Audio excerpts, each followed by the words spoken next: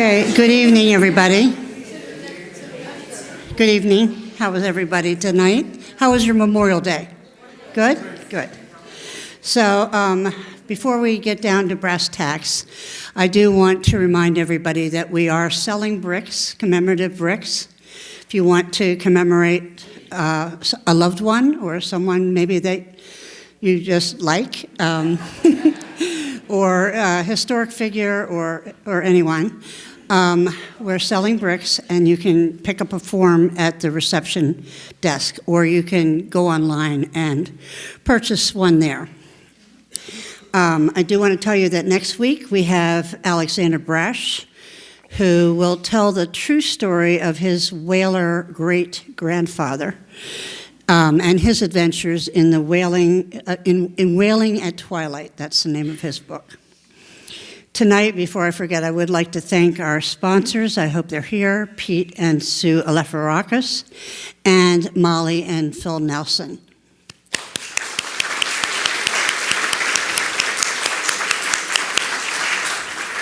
And I have to thank our bakers. In addition to Jude and Helen, we have contributions from Chuck McMillan, almost didn't have it, but we do have it, and Barbara Erickson, who can't be with us tonight, but she did send her offerings in, so thank you. So, I'm very pleased to introduce West Barnstable historian James H. Ellis. Tonight there's also a West Barnstable Historic Committee meeting, so half his audience is there instead of here. But anyway, Mr. Ellis was an early trustee of Tales of Cape Cod. We're very proud of that. And the past president and vice president of West Barnstable Historic Society. He was a member of the Barnstable's 350 anniversary committee and the town's Poor Farm Study Committee for Historic Preservation. Mr. Ellis served in the Air Force during the Korean War, so thank you for your service. He graduated from Honors College, Michigan State University. Following E.B. White's advice, he spent the first 40 years of his life before he turned to writing, doing something else. That something else was heading up the crime analysis unit of the St. Louis Police Department, working as a senior researcher for good government, which is sort of an oxymoron, organizations in Hartford and Boston, heading the planning bureau of the Massachusetts State Police, and later he worked in management positions with the U.S. Departments of Justice, Treasury, and Labor, and was appointed New England Regional Director of the Department of Interior. In addition to his biography of Mad Jack Percival, which we had last year, and histories of the War of 1812 and West Barnstable, he is a frequent contributor to periodicals and professional journals, as well as police administration textbooks. Tonight, Mr. Ellis will separate truth from fiction concerning a few Cape Cod myths, tall tales, and half-truths. I'm very pleased to introduce Mr. Ellis.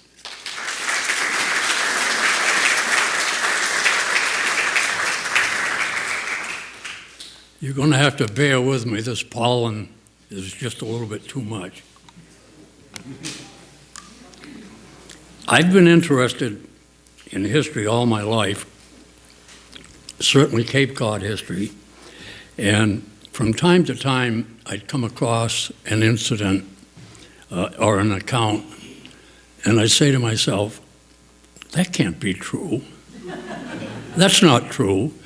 And I've collected a number of those and put them together in a book.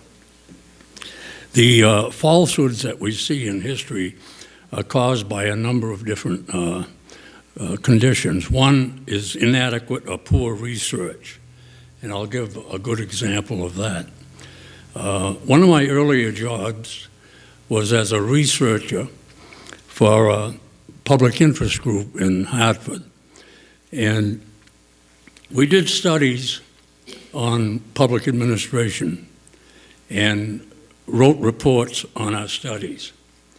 And I can recall going before the Director of Research with a draft report. He'd go over it with a fine-tooth comb, and at every purported statement of fact, he'd look up and say, "Are you sure?" And it would be very, very uncomfortable to say no. So inadequate or poor research is at the root of much of it. Also exaggeration, boastfulness. When you see the superlatives, first, oldest, biggest, those are red flags. You dig in deep, and more often than not, the account is not correct. So exaggeration is a problem.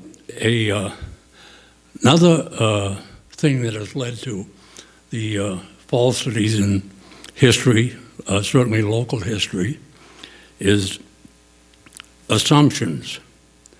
The ancient Toltecs in Mexico had a 4-point creed that they lived by. It was called 4 Agreements. And one of the agreements was do not make assumptions. And the problem with assumptions, more often than not, you're wrong. Think of some of the assumptions you've made recently. How'd they come out? Well, people write history based on assumptions. And I'll give a couple of glaring examples of that. Finally, you come across a situation where the story is too good to be true, and it's repeated nonetheless. Now, you only have to come across the Bourne Bridge to encounter the first falsehood, the Eptuxet Trading Post. The Pilgrims built a trading post at the edge of the Monument River, at nearby the site of the present replica. That was done in 1627. The Bourne Historical Society suggests it was the first place where wampum was used as currency in this country. Others go a little further and call it the beginning of commerce, the cradle of commerce in the United States. That's far from the truth. The Dutch had 2 trading posts on the Hudson River in the 1614s. The French had a post near Machiasport in Maine in 1604. Less than a decade later, they built a bigger trading post in Castine. And of course, Jamestown in 1607, that was formed as a trading post. So to suggest that Eptuxet is the original or the first trading post in this country is far from the truth. Another example you'll see quite often is the dating of houses. Almost every neighborhood in the older built-up sections of the Cape have advertised at least one house from the so-called first period. The first period being anything before 1725. And when you look into it closer, you'll find that there are very, very few complete dwellings or buildings from that period. I know right in my own neighborhood, there's an old house that's claimed to have been built in 1684. In fact, the records and the documents show it was really 1730.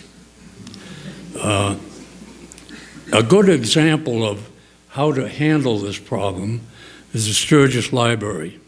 For years, they claim they're the oldest library building in the country.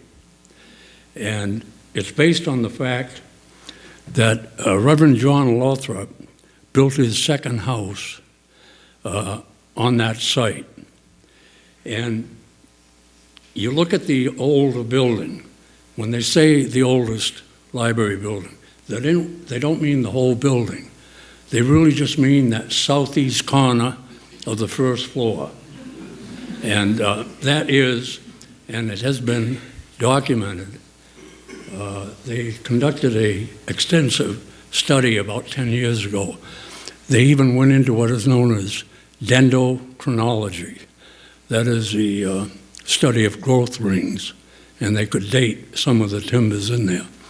And beyond a doubt, that front first floor room is Lothrop's dwelling from 1644, but it's not the entire building.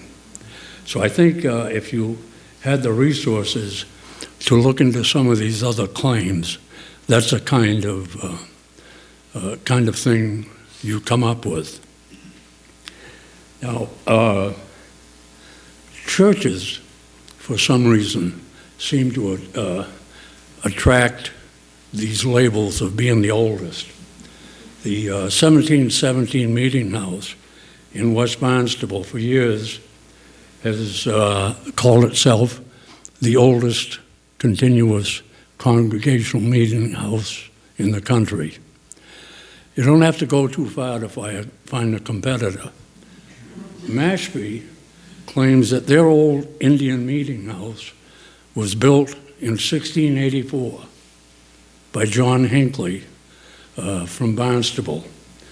Well, John Hinckley did build the building, but he built it in 1758. And this can be documented. Nonetheless, the Wampanoags dig right in and they insist that building goes back to 1684, but it doesn't. This means that the 1717 Meeting House may still be in the running for the oldest congregational meeting house, but they lose out to Newington, New Hampshire. Newington, New Hampshire has a meeting house that was built 5 years earlier in 1712. The fact that they lost out on the oldest meeting house didn't discourage the West Parish. They have claimed for a number of years that they are the oldest, the original congregational fellowship in the world. And it began this way. Reverend Enoch Pratt was a minister there for some period of time. In the 1830s, he left to go to Eastham, and he became something of a historian down there, in addition to serving as their minister. But for some reason, I'm not too sure how he came up with this theory. He claimed that the church that was founded in 1616 in London by Henry Jacob was the first congregational fellowship in the world, and that church was carried to this country by John Lothrop. Now, Carl Sagan asserts that extraordinary claims require extraordinary evidence. In this case, there is none. All of the evidence, and it's documented, points to just the opposite. For example, there are 2 points. Is it the oldest congregational church society? And was it carried to America whole? On both questions, the answer is no. The Encyclopedia Britannica asserts that Reverend Robert Brown, created the first congregational fellowship in 1580. Another, or a religious historian, goes back even farther. He claims that Richard Fitz created the first congregational church society in 1571. Sir Walter Raleigh, before Parliament, claimed that in the 1580s, in and about London, there were 20,000 people practicing the independent religion. You also have one Reverend Francis Johnson, who in 1592 set up an independent congregational church in London. And we can't overlook the Pilgrims pastor, John Robinson. He had an independent church before 1600. So Henry Jacobs' 1616 church is not the oldest.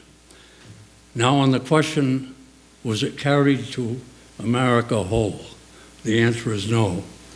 John Lothrop took over for Jacob in 1624, and he was a minister for 8 years. It was a very treacherous or a dangerous business to be in, because it was contrary to the Church of England. And in 1632, the authorities arrested John Lothrop, threw him in jail along with a number of his parishioners. He stayed in jail. The others were freed quickly. But while in jail for 2 years, his wife died, and his kids had to fend for themselves on the street. So King Charles thought he had to do something about this. So he gave Lothrop an opportunity to, if he renounced his orders and got out of the country, he'd be released from jail. So Lothrop did do that, and there's proof that he did renounce his holy orders, and he traveled to America. When he came to America, a number of the people from his church were with him. That's how that's how Pratt assumed that the people coming with him were the entire church. It was not. It was just part of the congregation. When he got to Boston, he was asked to participate in a religious ceremony, and he told them he could not because he wasn't in order. Again, documentation. He traveled as a private person, not as someone carrying a church on his back. He went down to Scituate, created a church there. After several years, they wanted more land, so they moved to Barnstable. And again, he didn't take the Scituate church with him. The church remained, and the Reverend Charles Chauncey took over the Scituate church. So when Lothrop got to Barnstable, it was a brand new effort. The 1717 Meeting House Church Society is the direct descendant of Lothrop's 1639 Barnstable Church. But they are far from being the oldest congregational fellowship in the world. And it's kind of a puzzle to me why they persist in this claim. They celebrated it several years ago. Nonetheless, 4 outstanding Cape historians have debunked it. Amos Otis, Frederick Freeman, Charles Swift, and Henry Kittredge. All of them have written that that claim is false, yet they cling to it. And it's pretty hard to understand why. Nonetheless, these falsehoods also are famous people also attract these falsehoods. And I'll give 2 examples. 2 people who are pretty well known to most students of Cape history. Mercy Otis Warren. Her supporters now claim she was the invisible author of the Bill of Rights. There is no truth to that whatsoever. Her role was negligible. What happened, the original Articles of Confederation that governed the United States were deemed to not be sufficient. They weren't a unifying document.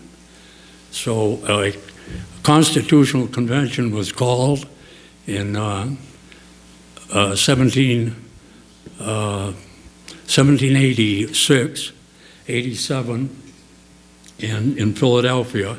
They drafted a constitution, but about half of the country was opposed to it because it didn't provide a Bill of Rights.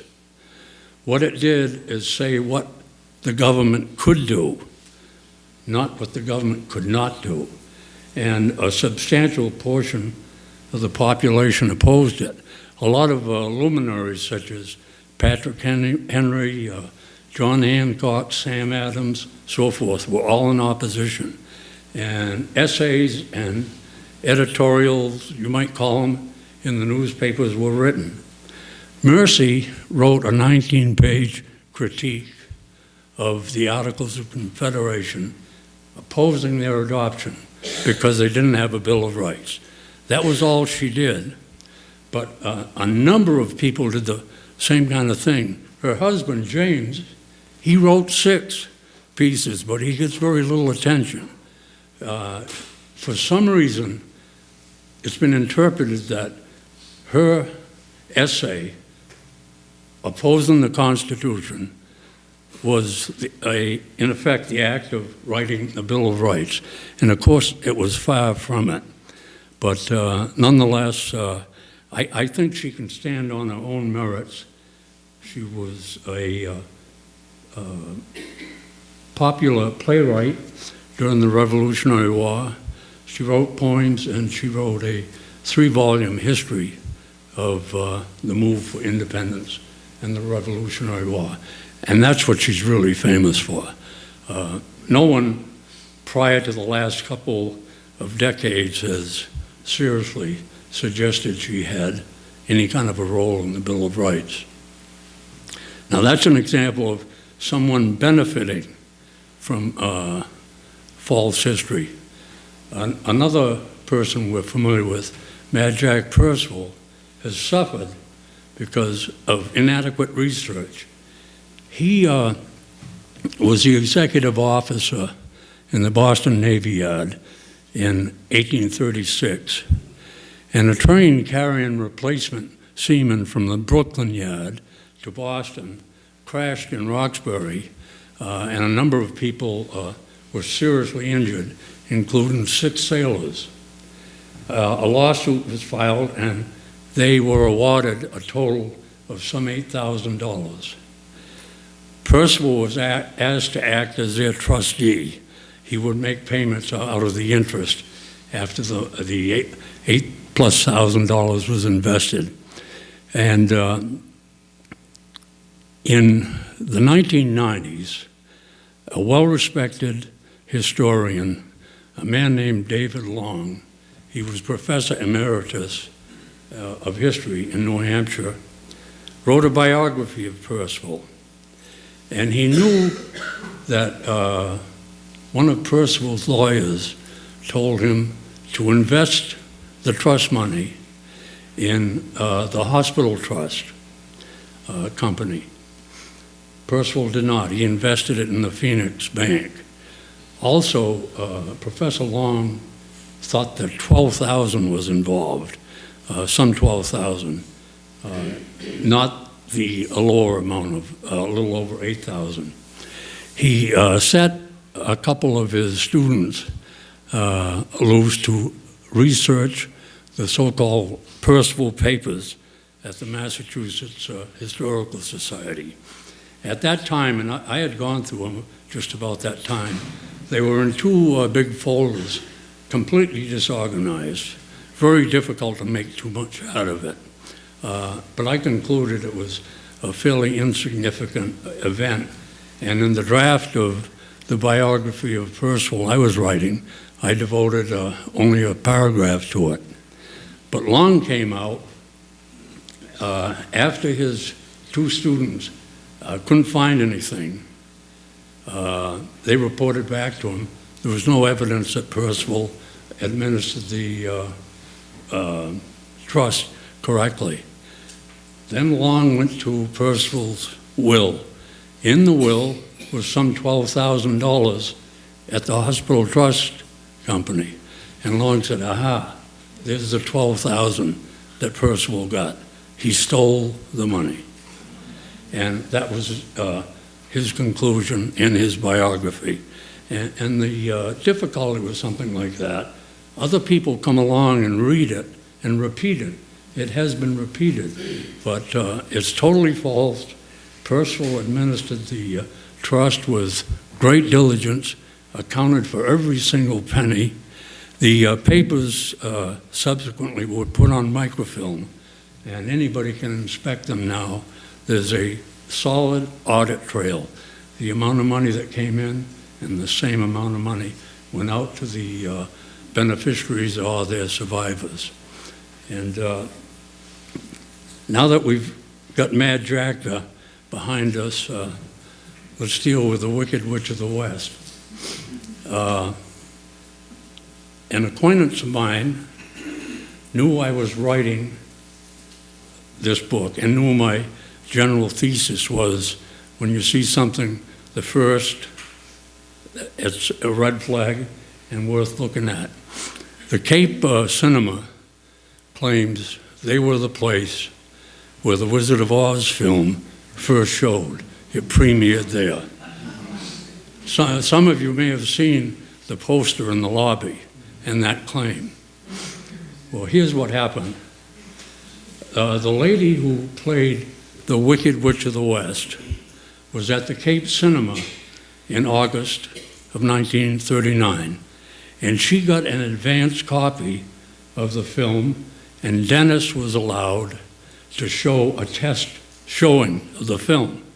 The only thing, 3 small cities in Wisconsin had the same deal for the same day, August 11. And here the assumption comes. Somebody assumed, well, Dennis is in the Eastern time zone. Wisconsin is in the West. We're an hour ahead of them. We must have shown it first. Well, one of the Wisconsin cities has constantly bragged they were the place where it was first shown. And the Milwaukee Journal had enough of that, did a study, and found out that the film was shown the day before in Green Bay. And that date is accepted by the American Film Institute. So here again was an assumption and a story too good to be true. Another example, the War of 1812 had a more direct impact on the Cape Cod than any other war in the nation's history. Provincetown was a Royal Navy base. There was another Royal Navy base on North Shore Island, and the Royal Navy controlled the seas all around us. They had a couple hundred ships on the American station, and the U.S. Navy had only 25 ships at the beginning of the war, and not all of them got to sea. So it was awfully one-sided in that effect. Only 4 towns on the Cape opposed the British: Orleans, Barnstable, and Sandwich, and Falmouth. And they all paid to a certain extent, but Falmouth paid dearly. They had 2 4-pound brass cannons, and they had done some damage to a British boat. So the British in the HMS Nimrod, an 18-gun cruiser, came to Falmouth and demanded the cannons. The Falmouth militia said, "Come and get them." The captain said, "You've got an hour to deliver the cannons or we're going to bombard the town." The cannons were not forthcoming, so the Nimrod hurled 300 32-pound cannonballs into Falmouth, doing a lot of property damage. Nobody was killed or injured. After that bombardment, the Nimrod went along with the Superb, a 74-gun, 4th-class ship of the line, and conducted a raid on Wareham. They burned a cotton factory and burned a number of ships. And in particular, they were looking for ships from Falmouth, and they torched a number of them. After leaving the Wareham attack, the Nimrod grounded at Quick's Hole in Woods Hole. And the log shows got off the guns. What that really means is they lowered the guns into barges. The Superbs sent a couple barges over, and they lowered the cannons into the barges. Therefore, the rose higher in the water and floated out away from the sandbar. After that, the Nimrod went to Stonington, Connecticut, where Commodore Hardy of the Royal Navy was conducting a raid. They bombarded Stonington for 2 days, tried to get armed men ashore, but the Connecticut militia repelled them. So the Nimrod was involved in attacks on Falmouth, Wareham, and Stonington. The next time we heard about the Nimrod was in the 1990s.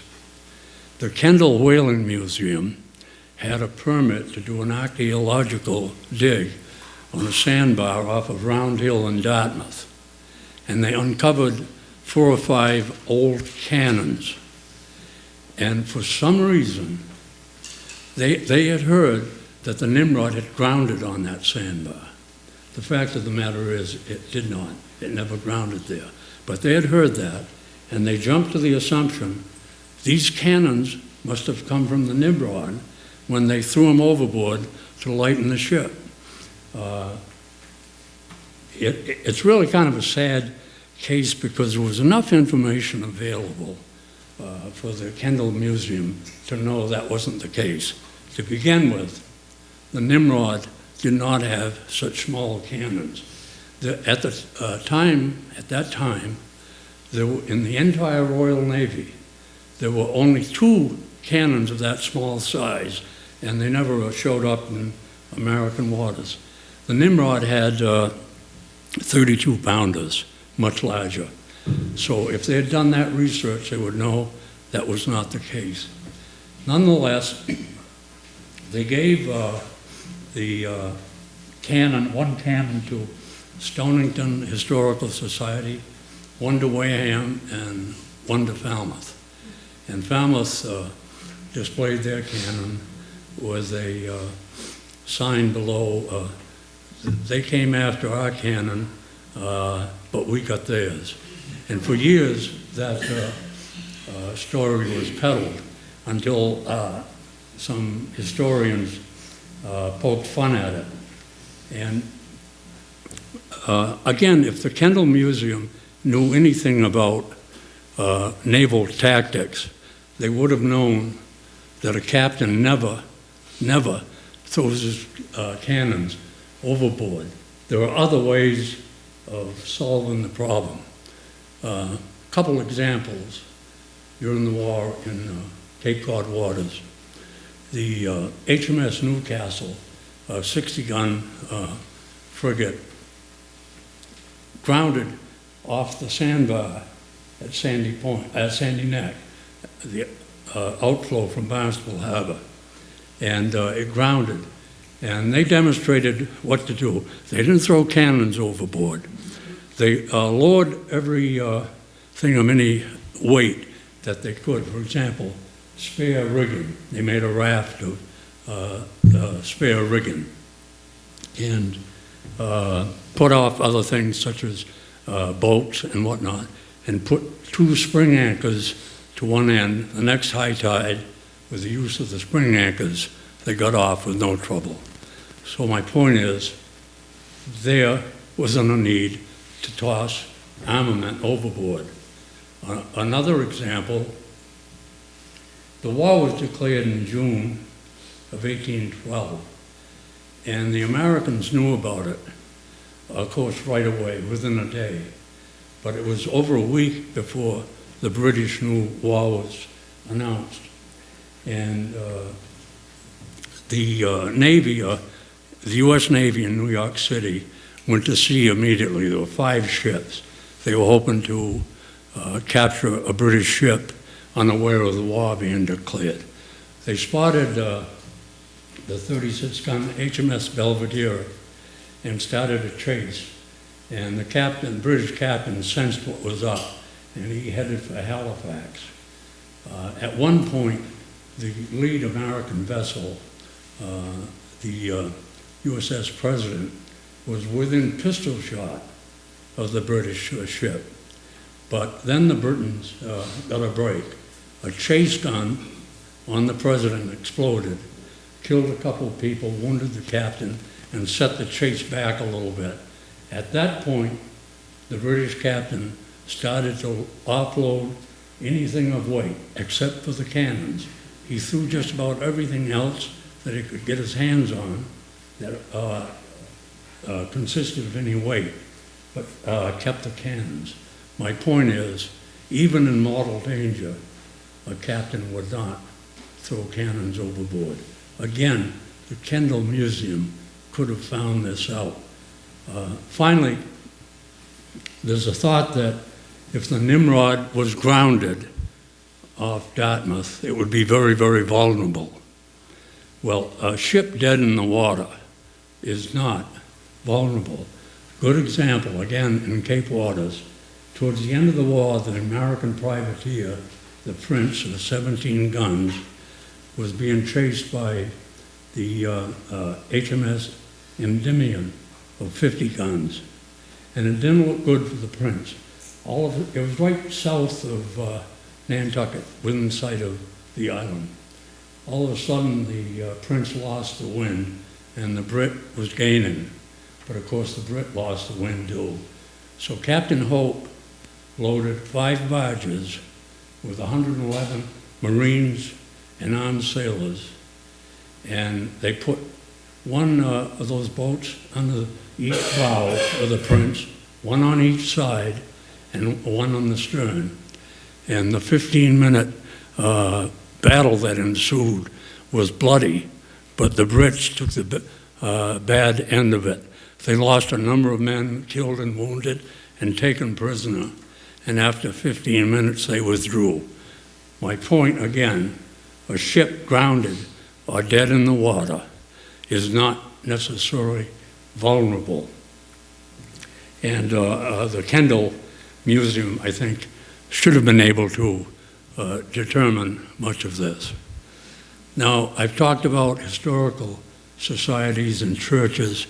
The sporting world can't be far behind in the Cape. And there's an issue over where is the first golf course. The Yarmouth Historical Society claims they have the site of the first Cape Cod golf course. You may be familiar with their property behind the Yarmouth Port post office. That was a private family golf course in as early as 1894.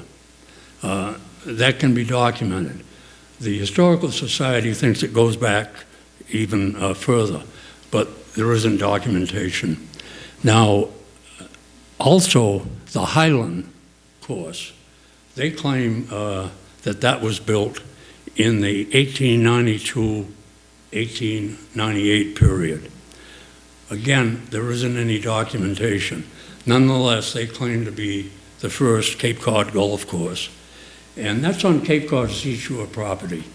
The Cape Cod National Seashore historian has looked into the question, and he cannot determine just what year it began.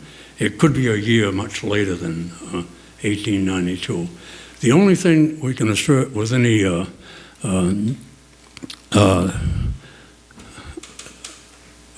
without doubt is that the Comaquid course, which was established in 1895, is the oldest golf club on the Cape. It could even be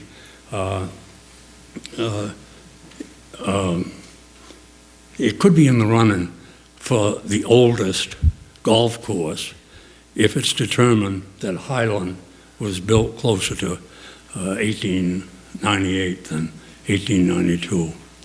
Baseball is another example, and again, an assumption. Someone visited a couple of decades ago, visited the National Baseball Hall of Fame, and they saw a poster that announced a match baseball game for Sandwich versus Barnstable in 1895. And they assumed, ooh, that must have been the first game. That must have been the beginning of the Cape League.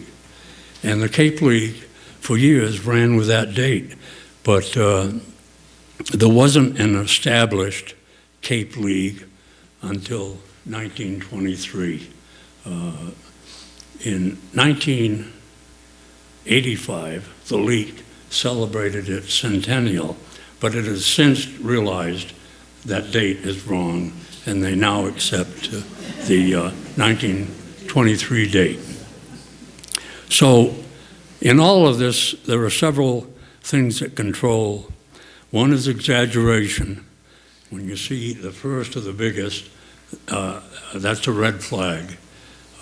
There also are assumptions that people make that are so often incorrect, and sometimes you see a story that is just too good to be true.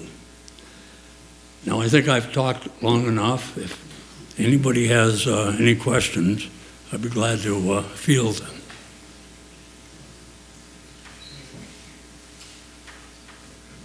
What about the history of this building? Beg pardon? How accurate do you think the history of this building that we're sitting here? It seems to be quite accurate. Yeah. And again, I don't think the claims are extraordinary, really.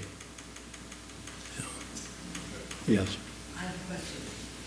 The Hoxie House in Sandwich that claims it was built in 1667 is, That's a replica.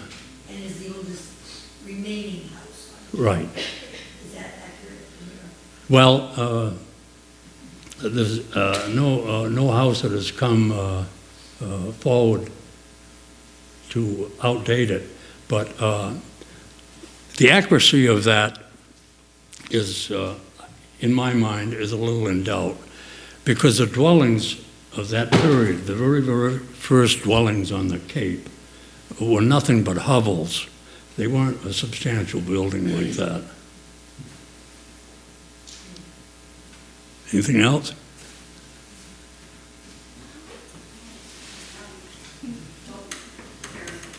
Yes. Does your Ellis come from Cape Cod Ellis? It did. Can you tell us something about your, Beg pardon? can you tell us something about your family's history? I'll tell you a couple interesting things.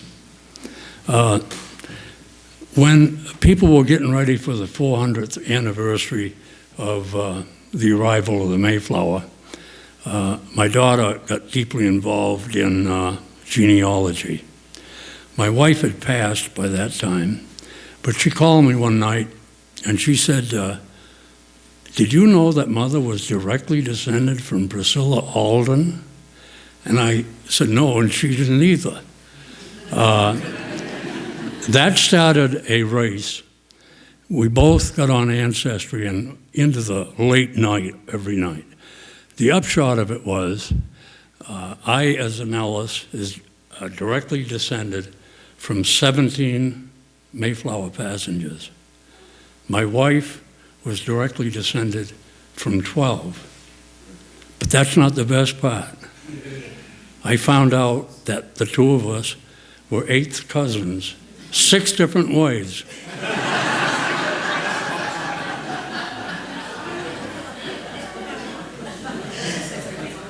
Does that about sum it up? So do you know who Pansy Ellis is? No, I don't. You know, a little over a year ago, there were 6 adult James Ellises in the town of Barnstable. There now are 5. Jimmy Ellis, the blacksmith, of course, passed away a year or so ago. And were you related to him? Beg pardon? Were you related to? He was the 3rd cousin. He was a third cousin to you. Yeah. I'm an Ellis myself. Well, we're cousins then. And I know that my heritage does go back to the Mayflower, yes. Oh, But we had, the thing is with the Ellises, that it was very common for them to have 14 kids in a family. My grandmother had 14 kids. Wow. That's why there are so many My around. father, Yeah. I'm one of 9. Really? That's Yeah. how they were. Yeah. Lots of children.